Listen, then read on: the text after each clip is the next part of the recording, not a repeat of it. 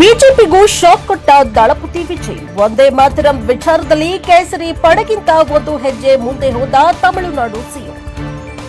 ತಮಿಳುನಾಡು ರಾಜಕಾರಣದಲ್ಲಿ ಹೊಸ ಅಧ್ಯಾಯವನ್ನೇ ಆರಂಭಿಸಿರುವ ನಟ ವಿಜಯ್ ಈಗ ರಾಷ್ಟ್ರಮಟ್ಟದಲ್ಲಿ ಭಾರಿ ಚರ್ಚೆಗೆ ಕಾರಣರಾಗಿದ್ದಾರೆ.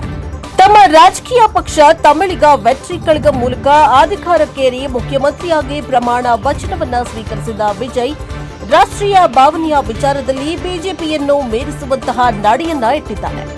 ತಮ್ಮ ಪದಗ್ರಹಣ ಸಮಾರಂಭದಲ್ಲಿ ವಂದೇ ಮಾತರಂ ಗೀತೆಯನ್ನ ಪೂರ್ಣವಾಗಿ ಹಾಡಿಸುವ ಮೂಲಕ ಅವರು ರಾಷ್ಟ್ರದ ಗಮನ ಸೆಳೆದಿದ್ದಾರೆ.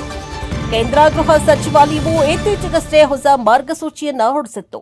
ಅದರಂತೆ ಅಧಿಕೃತ ಕಾರ್ಯಕ್ರಮಗಳಲ್ಲಿ ವಂದೇ ಮಾತರಂ ಗೀತೆಯ ಪೂರ್ಣ 6 ಚರಣಗಳನ್ನು ಹಾಡುವುದನ್ನು ಕಡ್ಡಾಯಗೊಳಿಸಿತ್ತು. ಅಚ್ಚರಿ ಅಂದ್ರೆ ಬಿಜೆಪಿ ಆಡಳಿತವಿರುವ ಅಥವಾ ಆ ಪಕ್ಷದ ಪ್ರಭಾವವಿರುವ ರಾಜ್ಯಗಳಿಗಿಂತ ಮೊದಲು ವಿಜಯ್ ಈ ನಿಯಮವನ್ನ ಚಾಚೂ ತಪ್ಪದೆ ಪಾಲಿಸಿದ್ದಾರೆ.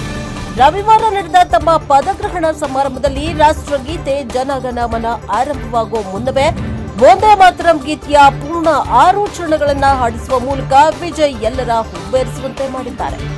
ಮತ್ತೆ ಇಲ್ಲಿ ಗಮನಿಸಬೇಕಾದ ಪ್ರಮುಖ ಅಂಶವೆಂದರೆ ಶನಿವಾರವಷ್ಟೇ ಕೋಲ್ಕತ್ತಾದಲ್ಲಿ ಪಶ್ಚಿಮ ಬಂಗಾಳದ ನೂತನ ಮುಖ್ಯಮಂತ್ರಿಯಾಗಿ ಸುವೇಂದು ಅಧಿಕಾರ ಪ್ರಮಾಣ ವಚನ ಸ್ವೀಕರಿಸಿದ್ರು.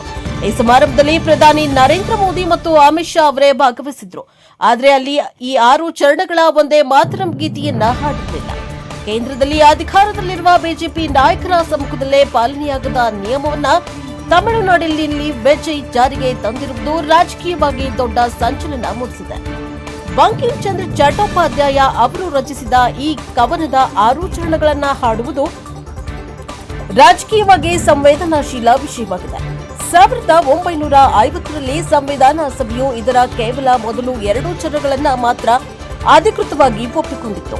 ಕೇಂದ್ರ ಸರ್ಕಾರವು ಇಡೀ ಗೀತೆಯನ್ನ ಕಡ್ಡಾಯಗೊಳಿಸಿದಾಗ ಮಮತಾ ಬ್ಯಾನರ್ಜಿ ಸೇರಿದಂತೆ ವಿರೋಧ ಪಕ್ಷದ ನಾಯಕರು ಇದು ರಾಷ್ಟ್ರಗೀತೆಗೆ ನೀಡುವ ಗೌರವವನ್ನು ಕಡಿಮೆ ಮಾಡುತ್ತದೆ ಎಂದು ಟೀಕಿಸಿದರು. ಇಂತಹ ತೀವ್ರ ವಿರೋಧ ಮತ್ತು ಸಂಘರ್ಷದ ನಡುವೆಯೂ ವಿಜಯ್ ಕೇಂದ್ರದ ನಿಯಮಕ್ಕೆ ಬೆಂಬಲವನ್ನ ನೀಡಿದ್ದಾರೆ.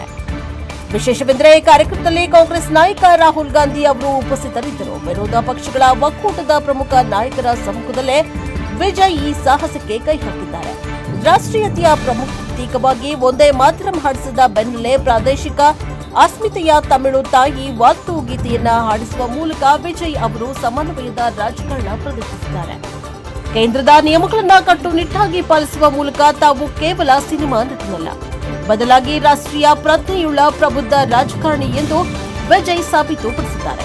ಬಿಜೆಪಿ ಮಾಡಿದ ಕೆಲಸವನ್ನ ವಿಜಯ್ ಮಾಡುವ ಮೂಲಕ ಕೇಸರಿ ಪಡೆಗೆ ತಿರುಗೇಟನ್ನ ನೀಡಿದ್ದಾರೆಯೇ ಅಥವಾ ಕೇಂದ್ರದೊಂದಿಗೆ ಮೃದು ಧೋರಣೆ ತಳೆದಿದ್ದಾರೆಯೇ ಎಂಬ ಚರ್ಚೆ ಈಗ ಶುರುವಾಗಿದೆ.